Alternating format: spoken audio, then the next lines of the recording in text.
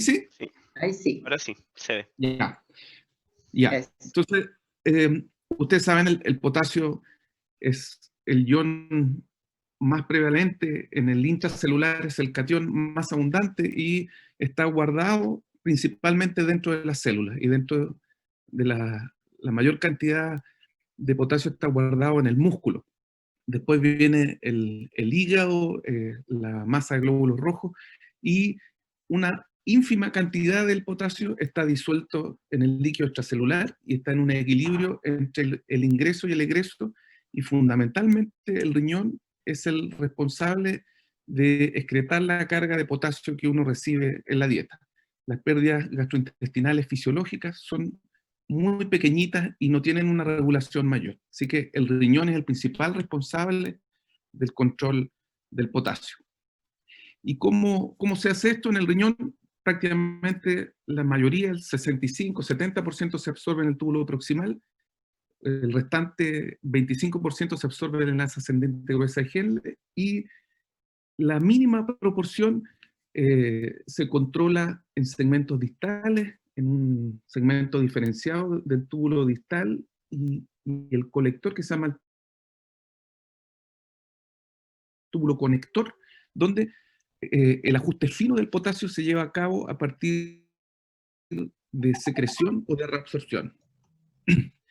¿Y por qué es importante un ion que en el BEC tiene una participación tan pequeña?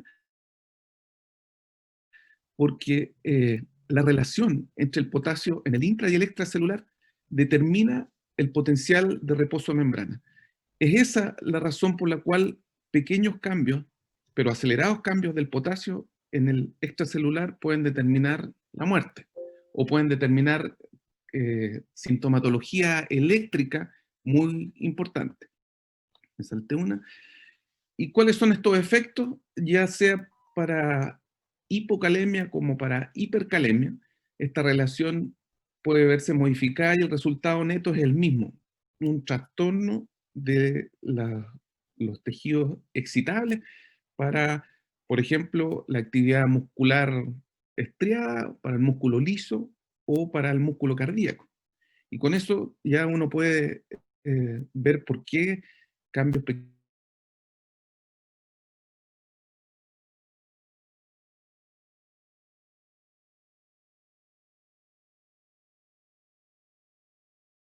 de hipocalemias muy severas y muy mantenidas que producen un trastorno hidroelectrolítico que a mí me gusta mucho, que es la incapacidad de concentrar la orina, la diabetes insípida. Esto siempre se olvida, pero la hipocalemia crónica e intensa produce una diabetes insípida nefrogénica, también trastornos del manejo de la glucosa, y hay una nefropatía típica que se ve en pacientes que tienen hipocalemias sostenidas y crónicas y que producen nefritis tubulointersticial.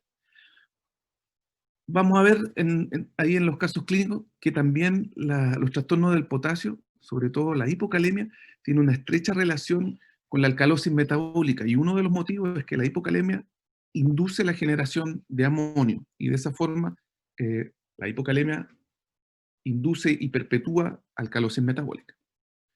Aquí tenemos los cambios típicos que se producen con los cambios del potasio. Esto no nos vamos a detener por cosa de tiempo.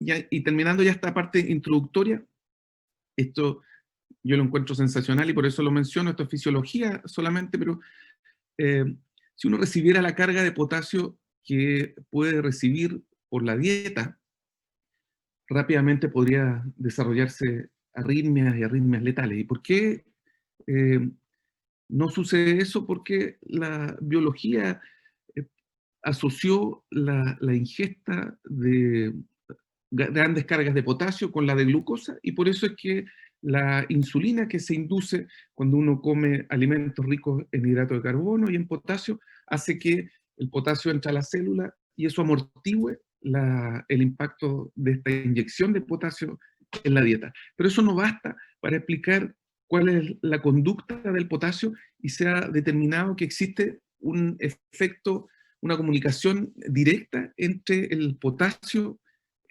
reconocido en el tubo digestivo ya incluso en el estómago, que induce directamente, y no se sabe muy bien, esto todavía es un poco misterioso y por eso lo comento, rápidamente si uno come alimentos con potasio, se induce una respuesta en segmentos distales tubulares que empieza a eliminar potasio rápidamente en la orina. Ni siquiera se puede detectar un aumento de la calemia y ya en el túbulo distal se está excretando potasio.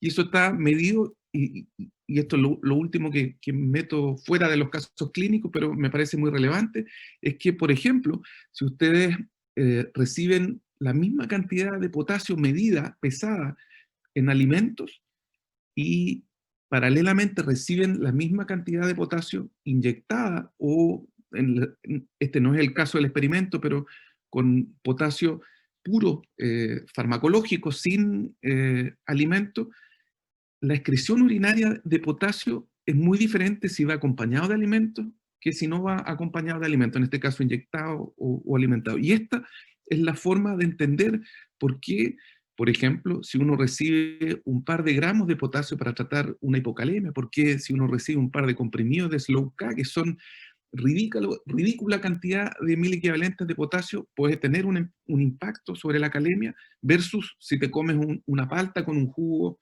de naranja, puede que el potasio no tenga el mismo impacto. Esto yo lo encuentro sensacional y permite entender ese fenómeno tan curioso. Ah, había incluido también esto, otra cosa fisiológica, también un detalle que explica por qué la dieta paleolítica antigua, que se basaba en prácticamente puros vegetales, era muy alta en potasio y que ha sido reemplazada por la dieta moderna, que es muy pobre en potasio. Eh, Describe un fenómeno que es que cuando la aldosterona, los niveles de aldosterona inducidos por una dieta alta en potasio se encargan de excretar potasio, eh, no reabsorben sodio, y por lo tanto esta dieta rica en potasio se asocia a presiones arteriales más bajas, versus cuando la aldosterona está libre y uno tiene dieta baja en potasio, prácticamente se encarga solamente de reabsorber sodio, cloruro de sodio, y eso se asocia a hipertensión arterial.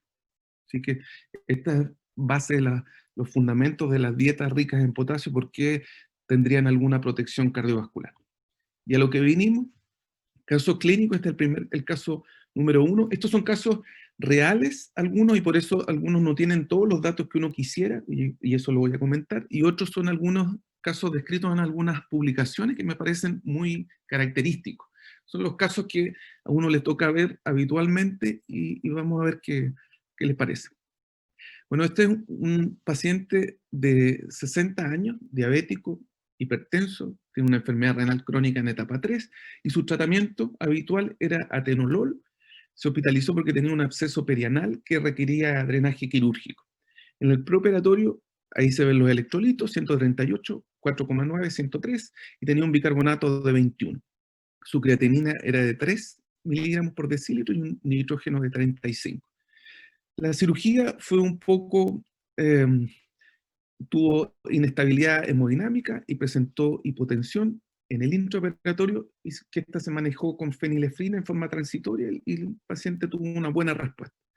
Pero en el postoperatorio tuvo una debilidad muscular muy importante que impide la extubación. Y cuento corto, se midieron los electrolitos, se tomaron varios exámenes, no se había hipotensión, no había tenido anemia el paciente en relación a la hipotensión, pero llamó la atención que tenía un potasio que era de 6,8 en relación al potasio previo que tenía el paciente. Un comentario en relación a esto es que los, los cambios o el impacto eléctrico que tienen los cambios de la calemia dependen, por una parte, de la intensidad del cambio, pero por otra parte, de la velocidad del cambio. Y es así que si uno tiene el mismo potasio, pero se demora mucho tiempo en llegar a esos niveles, uno puede tener un grado de adaptación, porque recuerden que el potencial de membrana está dado por la relación entre el intra y el extracelular. Y eso, como todos los cambios biológicos, los parámetros biológicos, si uno se va entrenando de a poquitito, puede mantener eh, la relación entre el intra y el extracelular o amortiguar su efecto si se va instalando esto muy lentamente. Si el cambio es muy rápido, no hay momento, no hay oportunidad para la adaptación y se producen los síntomas. Yo siempre cuento el caso real de mi abuelo que eh, siempre le daba la comida a los pollos con un saco de alimento de 50 kilos y un día se le cayó el saco de alimento y terminó en un servicio de urgencia y tenía un potasio de 1.6. Entonces uno dice, ¿cómo una persona puede levantar un saco de 50 kilos? Claro, se le cayó, pero alcanzó a levantarlo incluso y tenía un potasio de 1.6. Bueno, estamos hablando de, este es un caso de hipercalemia, pero les cuento el caso de hipocalemia. ¿Y por qué? Porque después lo interrogamos, lo llevamos al interrogatorio y tenía una diarrea que llevaba por meses. Entonces se fue adaptando a la situación de hipocalemia y por eso es que los síntomas se produjeron ya cuando sus mecanismos adaptativos fueron superados completamente. Pues bueno, eso puede explicar por qué en esta situación este paciente tiene un potasio de 6,8 y tiene síntomas musculares que impiden su actuación. Y esto, cuando uno tiene cambios bruscos de la concentración del potasio hacia arriba o hacia abajo, lo primero que tiene que pensar es que esos cambios pueden estar inducidos por shift. Ustedes conocen las causas y mecanismos que producen el shift. Y en este caso, si uno piensa, un paciente que es sometido a un drenaje quirúrgico puede tener, por una parte, una inyección de potasio de células desvitalizadas que se movilizan o se exponen a la circulación cuando el cirujano efectúa el drenaje, pero también pueden existir otros factores.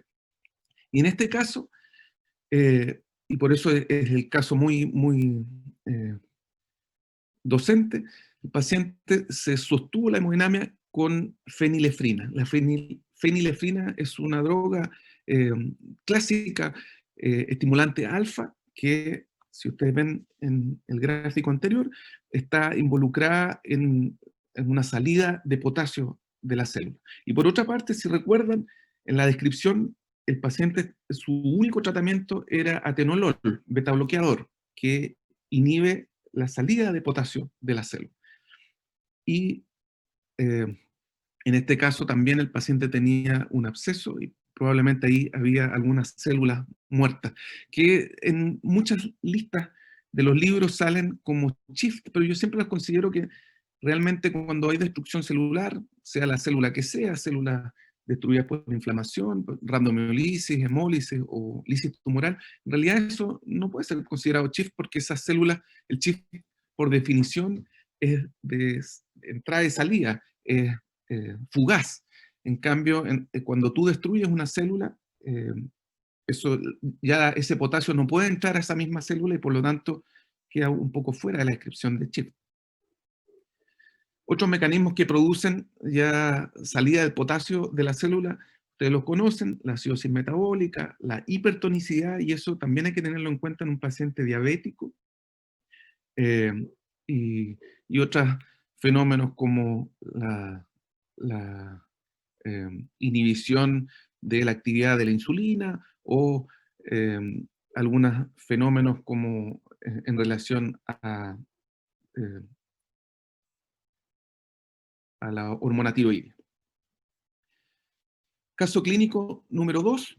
Este es un paciente de 52 años, diabético, digamos mujer para equilibrar los géneros, una diabética que se presentó con una crisis asmática y en el momento de llegar al servicio de urgencia se le midió un hemoglucotest que era de 350 miligramos por decilitro. En esa oportunidad se efectuaron nebulizaciones con salbutamol y la paciente ya había recibido eh, había usado muchas veces su inhalador propio, recibió hidrocortisona y además se le administró insulina cristalina porque tenía este hemoglucotest. Dentro de los exámenes que se le midió tenía un potasio de 3. En este caso, claramente, la crisis asmática por sí sola es capaz de generar un estímulo adrenérgico importante se sometió a la inhalación y además a las nebulizaciones con salbutamol, y eso son todas drogas que producen un shift de potasio dentro de la célula. La hidrocortisona en este momento es poco probable que tenga un efecto todavía mineralocorticoidal para aumentar la excreción de potasio. Así que aquí tenemos otro ejemplo de hipocalemia, pero, o sea, de shift, pero induciendo hipocalemia. La insulina, lo había mencionado, también permite el ingreso de potasio hacia la célula, y eso se hace porque ambos mecanismos finalmente lo que hacen, igual que la hormona tiroidea también, aumenta la actividad de la bomba sodio-potasio ATPasa, y de esa forma aumenta el shift de potasio hacia el intracelular. 5.3, este es un paciente de 25 años, una paciente de 25 años, modelo de moda. Ella tiene un índice de masa corporal de 13.8, o sea, bastante delgada. Tiene una presión de 90-60. Para una modelo, una mujer joven, esa presión puede ser normal, pero incluso puede ser baja, no sabemos más antecedentes previos. Sus electrolitos plasmáticos son notorios porque tiene un potasio de 2.2, tiene alcalosis metabólica, tiene un bicarbonato de 35, su función renal es normal, aunque incluso alguien quisquilloso podría decir, no sabemos el peso, pero vemos su índice de masa corporal, es poco probable que tenga una masa muscular muy aumentada, así que quizás hasta esa creatinina es un poco más alta que lo normal. Y tiene un sodio urinario de 25, un potasio de 30 y un cloro menor que 10. Su pH urinario es de 7.4.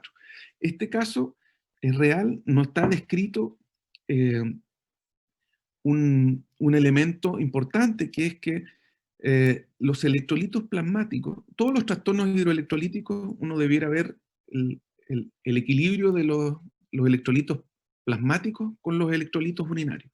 Pero específicamente para los trastornos del potasio y para la hipocalemia en particular, eh, la muestra aislada de potasio puede ser equívoca.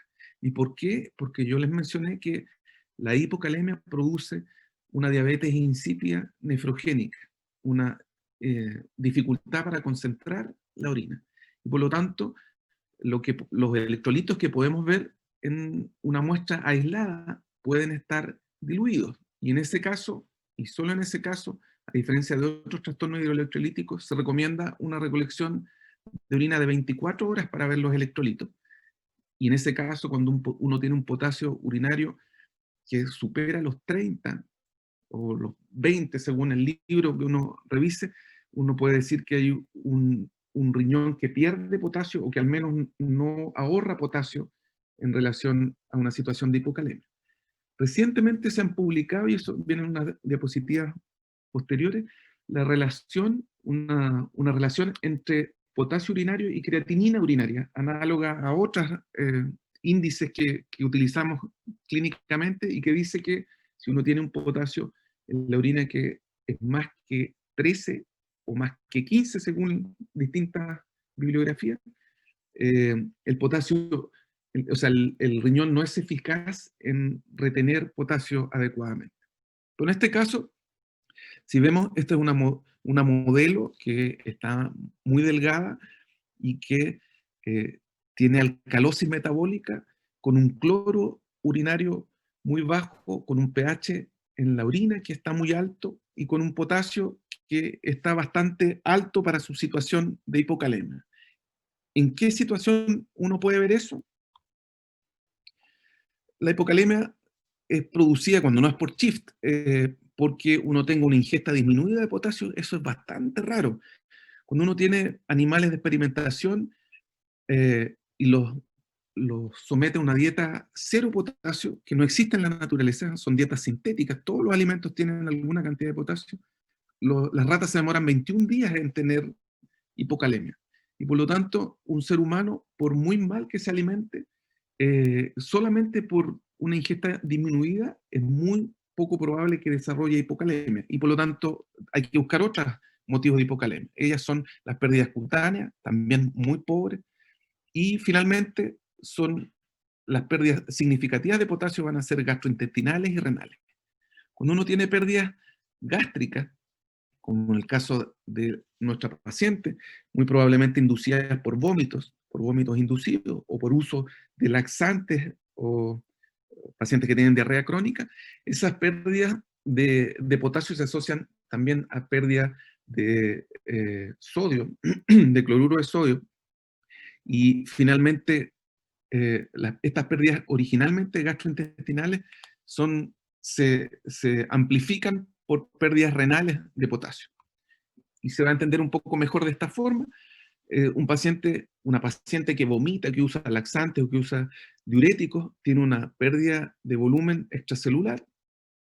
La hipocalemia, la alcalosis metabólica inducida por los vómitos produce bicarbonaturia, y la bicarbonaturia, hay que acordarse siempre que los iones viajan por los túbulos, siempre acompañados de, si es un anión, en este caso como el bicarbonato, de un catión, como es el sodio, y ese sodio atrapado con el bicarbonato en el lumen tubular no es susceptible de ser reabsorbido en el túbulo proximal o en el ascendente gruesa de Henle y llega a segmentos distales donde la aldosterona inducida por el déficit de Beck está ávidamente reabsorbiendo sodio, y al reabsorber sodio en estas células principales, recuérdense, se genera el gradiente para excretar potasio.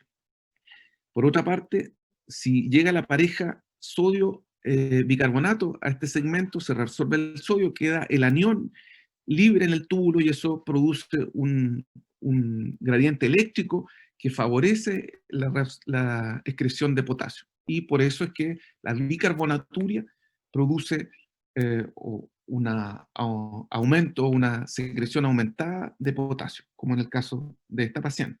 Porque no es apropiado que una paciente con hipocalemia eh, siga teniendo una concentración de potasio urinario elevada, como en este caso.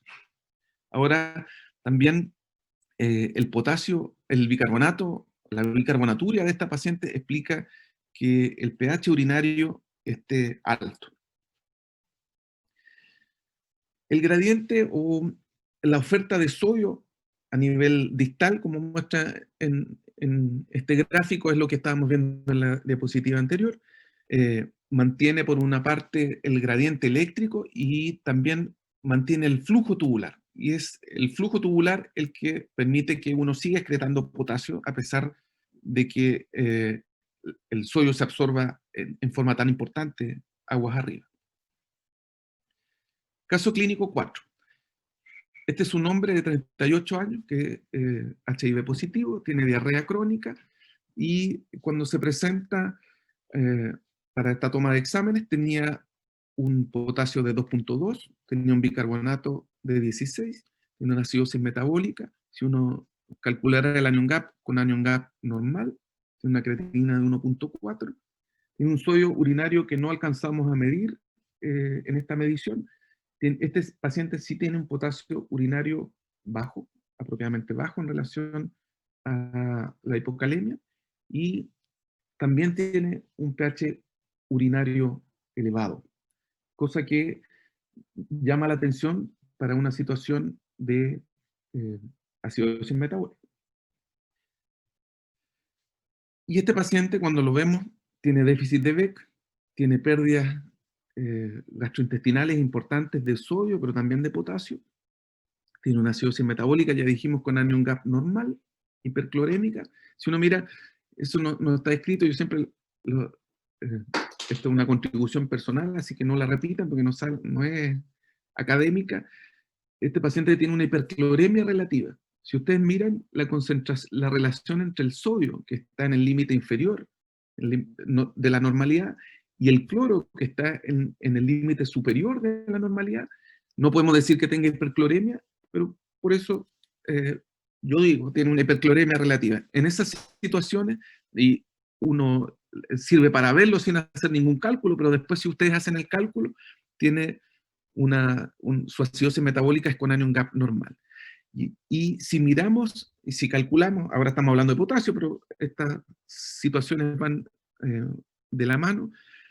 Si uno en una situación de acidosis metabólica con anion gap normal, Lo que corresponde para hacer el análisis es calcular el anion gap urinario, y ahí está la mnemotecnia si el anion gap urinario es muy negative, significa que las pérdidas de bicarbonato son gastrointestinales, y el anion gap urinario está aumentado porque aumenta el amonio en la orina. Y esa pérdida, ese amonio urinario también está aumentado porque la hipocalemia, ya dijimos, induce la amoniogénesis en el túbulo proximal, y eso permite que el pH urinario esté elevado. Además, en estos casos, y sirve para comentarlo, yo ya dije, existe una estrecha relación entre la hipocalemia y la alcalosis metabólica, pero además esto es, es un triángulo. Además de la relación de hipocalemia con alcalosis metabólica, existe la relación con la hipomagnesemia. El magnesio siempre está como una sombra, y en este caso, más todavía en un paciente que tiene una diarrea crónica. Los trastornos del magnesio, la hipomagnesemia, perpetúa la alcalosis metabólica y la hipocalemia. ¿Y por qué es esto? Solamente hace, bueno, uno dice solamente, pero ya son 13 años, se postuló la teoría por qué sucede eso, y este experimento no lo vamos a explicar mucho, pero en realidad esto funciona. Yo se lo explico a mis alumnos como que eh, en los segmentos distales que responden a aldosterona, existe un flujo de potasio cuando se depolariza la célula. Esa salida de potasio que se sale de la célula empujado por una célula que se torna más positiva y que empuja al catión más prevalente dentro de la célula, que es el potasio, a través del canal ROMK, es frenada de alguna manera por el magnesio intracelular. Y ahí ustedes lo ven en el gráfico D. El magnesio en el intracelular impide o dificulta la salida de potasio por este canal ROMK. Cuando tenemos un déficit de magnesio intracelular, ese freno que produce el magnesio está disminuido, y ese es el mecanismo por el cual la hipomagnesemia perpetúa la salida de potasio a través de esta célula. Una dificultad es que, claro, en estos pacientes uno puede medir la magnesemia, y si tiene hipomagnesemia hay que reponer magnesio, además de aportar potasio y aportar cloruro de sodio si es que es negativo, si es que es necesario. Pero por otra parte, la magnesemia es una muy pobre traducción del magnesio corporal. Si estuviéramos en Estados Unidos, lo apropiado sería medir el magnesio que está dentro de los leucocitos. Ese es el magnesio que realmente tiene una función biológica. Y resultado, ¿cuál es la recomendación clínica? Es aportar magnesio si es que existe hipomagnesemia, pero por otra parte, aportar magnesio si no se corrige el trastorno, la hipocalemia o la alcalosis metabólica, habiendo aportado suficiente potasio o corregido el déficit de Beck. Caso clínico 5. Este es un hombre de 18 años, hipertenso, de reciente diagnóstico, digamos mujer de nuevo para equiparar los géneros, hipertensa de reciente diagnóstico. Su presión arterial en el momento de la consulta es 150 con 100 milímetros de mercurio, su potasio es 2,9, tiene alcalosis metabólica, y ahí vemos los electrolitos plasmáticos y el pH urinario. En estas situaciones es una forma adecuada de enfrentar este tipo de pacientes. Uno tiene que ver si es que existen trastornos, ya dijimos, que puedan considerarse eh, como eh, trastornos de Shift. Y si es que no existe esa situación, una forma muy útil, y esto es clásica, enfrentamiento, si es que el paciente tiene hipertensión o no tiene hipertensión. Y en este caso, una paciente que tiene hipertensión, lo primero que debiera hacer es ir a revisar cuál es la relación entre la renina y la aldosterona, para ver si es que existe un exceso mineralocorticoidal, como muy probablemente es el caso de esta paciente. Y aquí está la evaluación utilizando la relación entre la el potasio urinario y la creatinina urinaria, y ahí hay que fijarse que la relación está dada con miliequivalentes por gramo. En esta bibliografía se considera el valor de corte 13 miliequivalentes por gramo, 13 miliequivalentes de potasio por gramo de creatinina en orina, eso es en muestra aislada, y nos permite saber si es que, como en el caso de nuestra paciente, el valor es mayor que 13, como si la paciente está hipertensa, uno va a ir a ver cuál es la relación entre renina y aldosterona, y de esa forma va a poder orientarse si es que existe un hiperaldosteronismo primario, un hiperaldosteronismo secundario o un pseudo hiperaldosteronismo.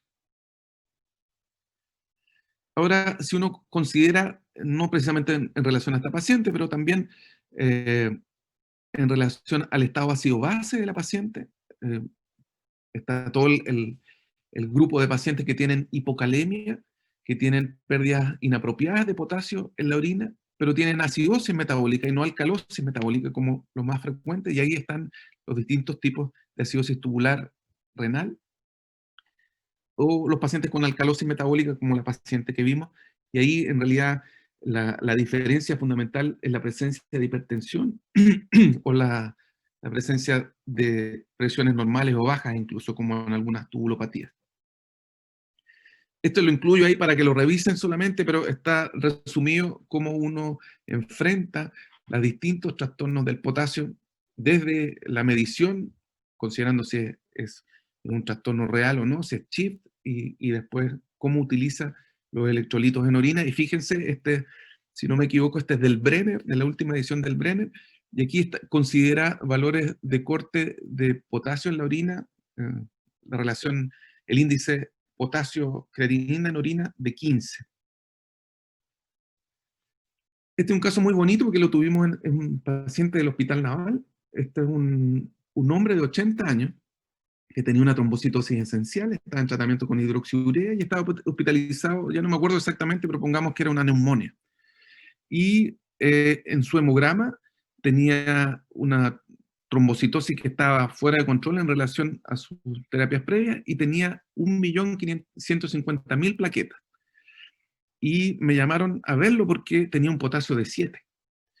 No tenía ningún síntoma, no había ningún trastorno electrocardiográfico como los descritos, y eso llamó la atención, y fue el primer caso que me tocó ver de lo que se conoce como pseudohipercalemia. Hay varios motivos de pseudohipercalemia, está la lista, y son fundamentalmente fenómenos preclínicos que tienen que ver, yo también eso me ha tocado verlo muchas veces, pacientes que tienen muy mala vena y tienen una isquemia prolongada con el torniquete para encontrar la vena, o es muy traumática la venopunción. En esos casos la destrucción celular produce una liberación de potasio a partir de las células, y eso es lo que uno está midiendo.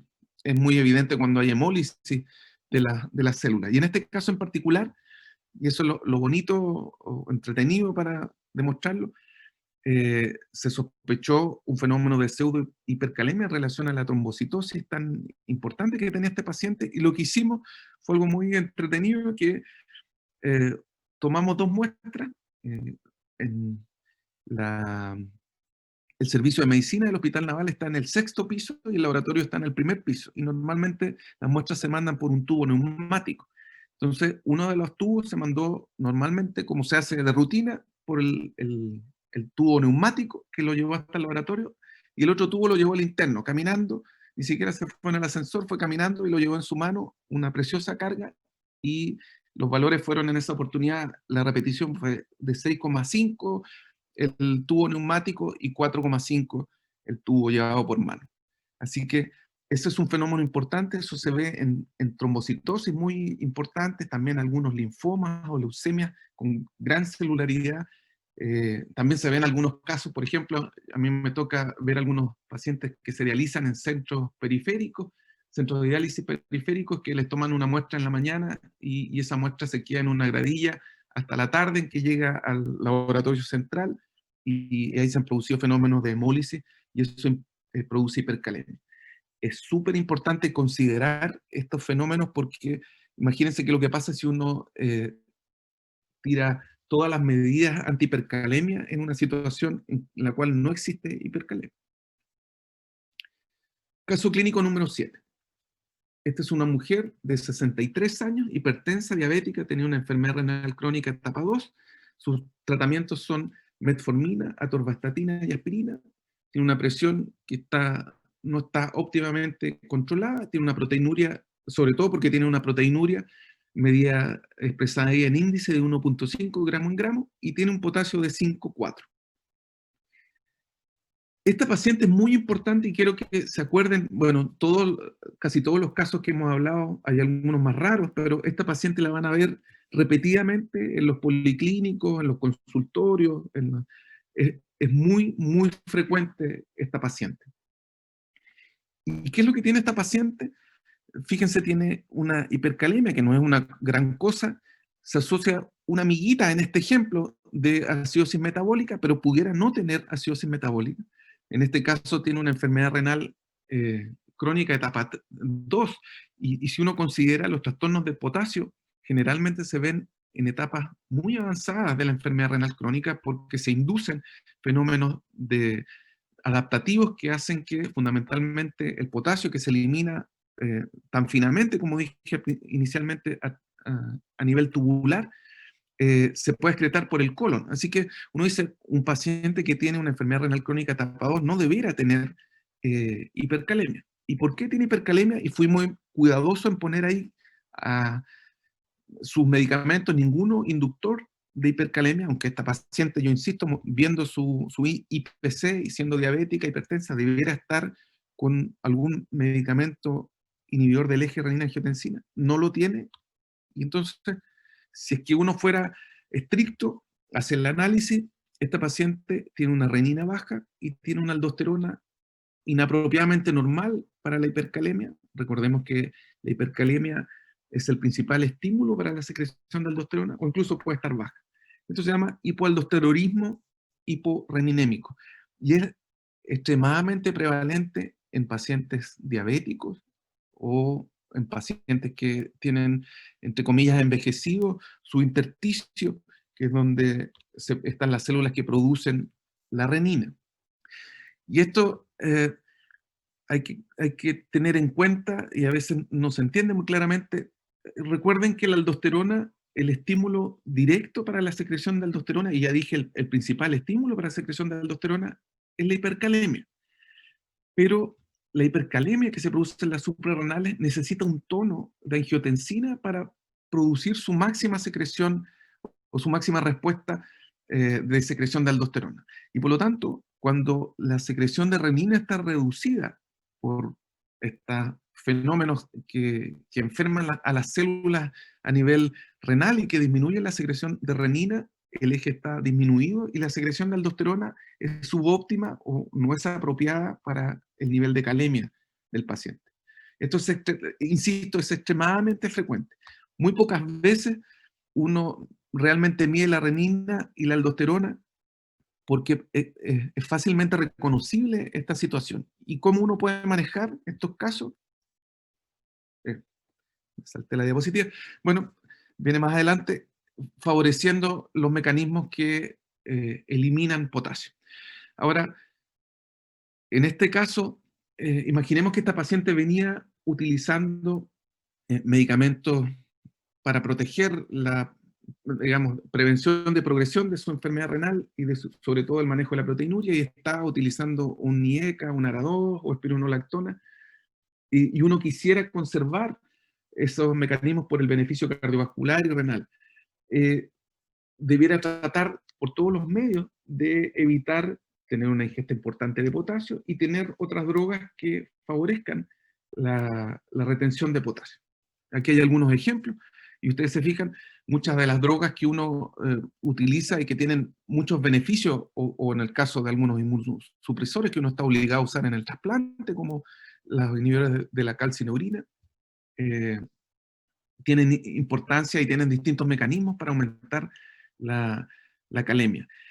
Y esto es poco reconocido, la heparina, que ustedes utilizan en todos los pacientes que hospitalizan como prevención, como tromboprofilaxis. La heparina no fraccionada, pero también la heparina fraccionada es capaz de producir un hipoaldosteronismo relativo, inhibe la secreción de aldosterona en algún porcentaje, y eso está medido y descrito que prácticamente en un paciente que está recibiendo heparina, 5.000 unidades cada 12 horas, o la heparina fraccionada que ustedes quieran, al tercer día aumenta su calemia al menos en 0,3 miliequivalentes por litro. Así que piensen todos los días en sus pacientes que tienen calemias límite, cuando ustedes van a usar la tromboprofilaxis, que ese es un factor que va a aumentar la calemia. Y aquí está también en este gráfico como medicamentos inhibidores de la aldosterona, otro medicamento que uno no considera mucho, que es la drosperidona. La drospirenona es un progestágeno que está presente, yo lo busqué aquí en el Vademecum de la farmacia Ahumada, está presente en una cantidad muy importante de anticonceptivos orales. Este medicamento tiene una potencia alrededor de 7-8 veces superior a la espironolactona y está presente prácticamente siempre en dosis de 3 miligramos asociados a distintos estrógenos, y pudiera tener algún efecto aumentando la calemia. Generalmente las mujeres que usan anticonceptivos orales son jóvenes y sanas y no tiene un efecto muy evidente, pero hay que tenerlo en cuenta si se encuentran en alguna paciente que tiene hipercalemia, que no saben por qué y está utilizando eh, anticonceptivos orales con drospirenona. Último caso, no, este es el mismo caso. Esto es lo que les quería mostrar. ¿Qué es lo que uno puede hacer? Corregir la acidosis metabólica, específicamente en este caso, y ahí yo puse este instrumento valiosísimo, invaluable, que es la tapita de lápiz Bic. Ahí está mostrado cómo yo se lo muestro a los pacientes que tienen que ocluir ese hoyito y utilizar la tapita de lápiz Bic como una cucharilla. Yo me di el trabajo de conseguir que alguien lo pesara en una pesa de precisión.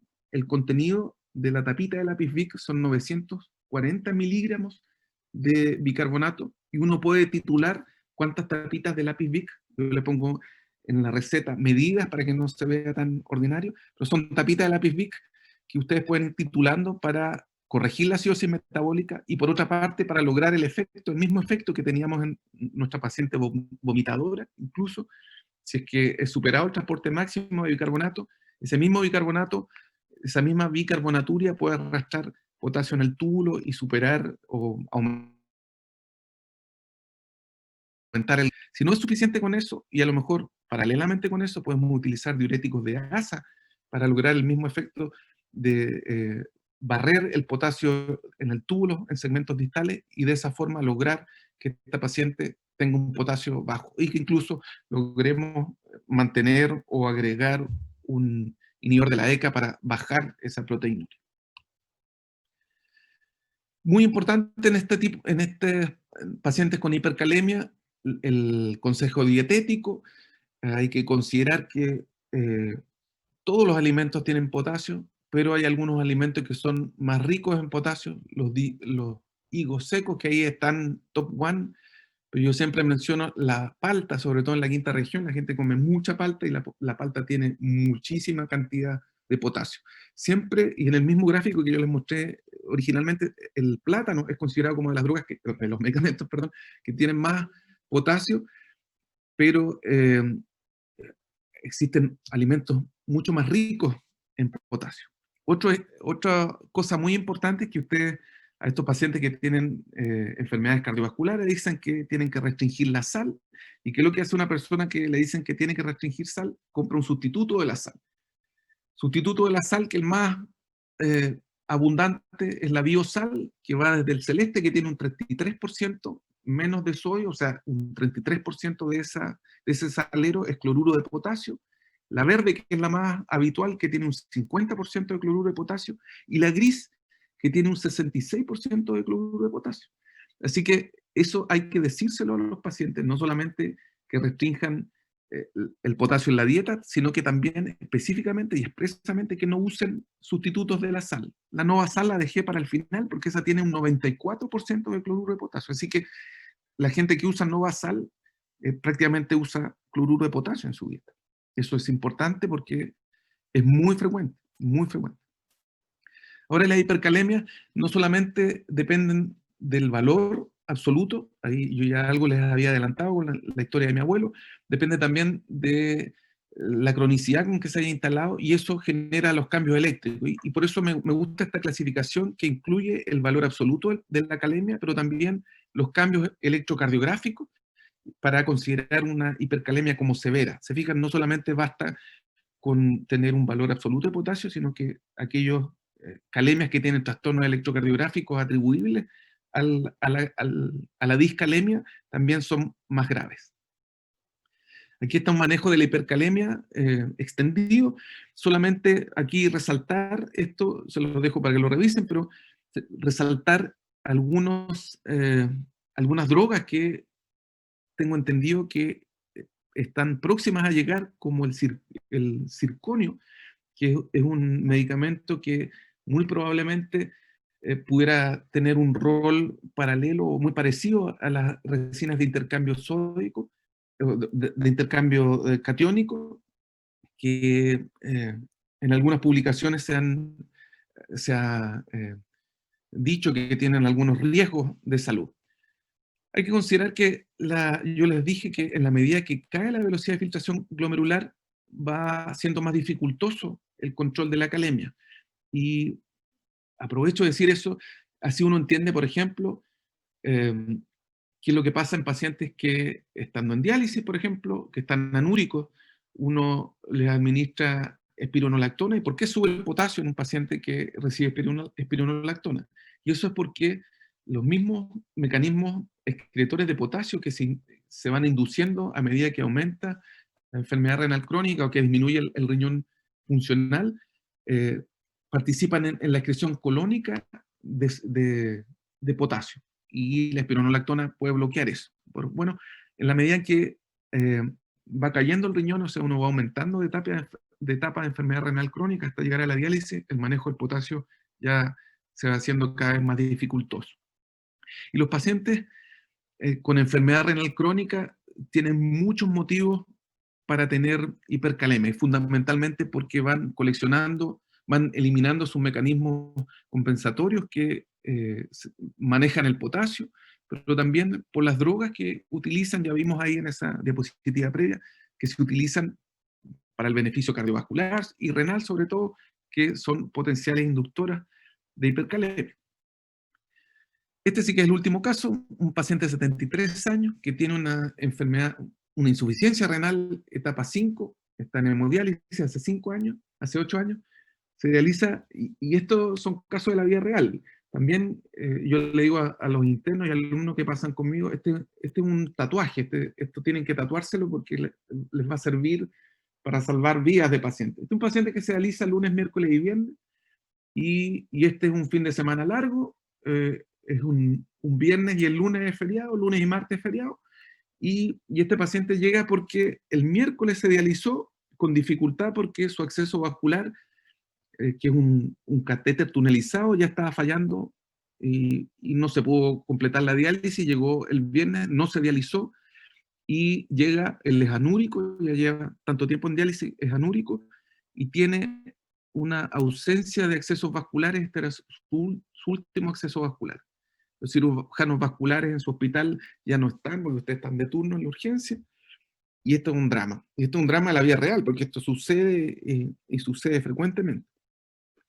Entonces, es un viernes en la tarde, noche, no tienen acceso vascular y vamos a ver los exámenes, el paciente tiene un potasio de 6,9. Hay que saber que estos pacientes que son anúricos, el potasio no va a hacer más que subir. Así que si ahora tiene 6,9 y como digo, estos pacientes están entrenados en tener hipercalemia, no tienen síntomas electrocardiográficos, eso es cosa de tiempo. Y no sabemos cuándo vamos a tener un acceso vascular útil. Vemos que el paciente tiene acidosis metabólica y eso es un mecanismo que vamos a echar mano. Y este paciente nos sirve para repasar el manejo, esta es una pregunta de UNACOM, pregunta de pregrado, pregunta de, de becado, ¿cuál es el manejo urgente de una hipercalemia grave? Y aquí están expresados todos el manejo clínico clásico de la hipercalemia, y fundamentalmente lo importante a resaltar en este paciente es que si bien la hipercalemia, el manejo con bicarbonato no está recomendado, salvo en aquellos pacientes que tienen acidosis metabólica, y este es uno. Todos estos manejos también, lo decimos y lo recalcamos harto en los pasos, son todas acciones que hay que hacer en forma simultánea. Hay que estabilizar la membrana con cloruro eh, de calcio, hay que corregir la acidosis, utilizar insulina y glucosa, y de nuevo, cosas de la vida real, hay que medir un hemoglucotest antes, o una glicemia antes de empezar a usar la insulina, porque no es un buen negocio producirle hipoglicemia a este paciente, y a veces basta partir con insulina en un paciente que ya tiene hiperglicemia por otra parte, utilizar el estímulo beta para usar el shift diurético. En este caso no tenemos ninguna oportunidad porque el paciente es anúrico, y por mucha furosemía que usemos no vamos a lograr nada de eso. No tenemos la opción todavía de dializarlo hasta que tengamos un acceso vascular. Y aquí, y ese es el punto eh, pedagógico de este caso, es el uso de las resinas. Y las resinas de intercambio, yo quería decirles ahí unas consideraciones de la vida real. Las resinas de intercambio vienen en dos sabores, digo yo, sódicas y cálcicas, y solo funcionan con tránsito intestinal. No basta con administrar eh, Cayexalate, resin calcio, resin sodio, eh, administrarlo y quedarse tranquilo, porque si el paciente no tiene tránsito intestinal, esa resina va a empezar a ciclar con su intercambio de cationes y no va a haber un efecto neto sobre el potasio. Por lo tanto, siempre hay que asegurarse que haya tránsito.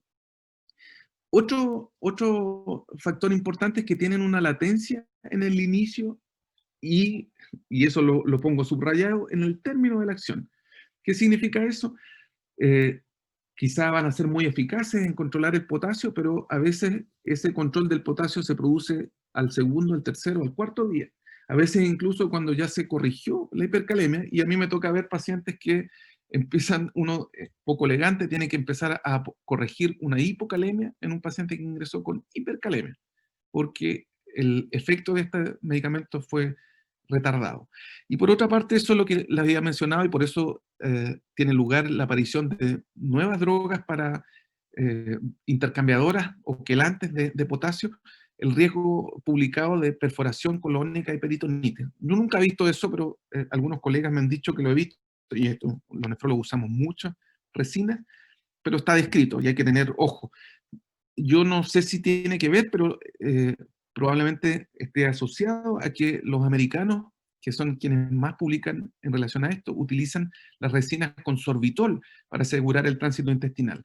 Nosotros utilizamos fundamentalmente polietilenglicol. No sé si es que existe alguna asociación en eso como factor inductor de daño colónico. Y otro elemento, y aquí volvemos al paciente que les conté que llegó un fin de semana. Este es el arma secreta, este es un tatuaje que yo le digo a los internos y becados que tienen que tener. El arma secreta para el manejo de la hipercalemia en un paciente así, anúrico, que como que ustedes están arrinconados, no hay mucha escapatoria, es el enema de las resinas. Poco utilizado, poco conocido, pero salvador de vida. ¿Y cuál es el tatuaje que uno tiene que tener? La resina que ustedes quieran, la que dispongan, da lo mismo, 50 gramos de resina más 300 ml de manitol al 15%, y eso se pone en un enema de retención 30, 40 minutos. Si el paciente está comprometido con ciencia o no coopera, uno incluso puede utilizar una sonda Foley interrectal y administra el medicamento, y ahí es mucho más fácil controlar incluso la retención. Esta arma secreta permite el control de la hipercalemia en forma muy, muy adecuada en este tipo de pacientes, y uno lo puede repetir, lo puede hacer 2 veces en el día, por ejemplo, además de todas las otras medidas clásicas para el manejo de la hipercalemia. Eso es, espero no haberme pasado mucho en el tiempo.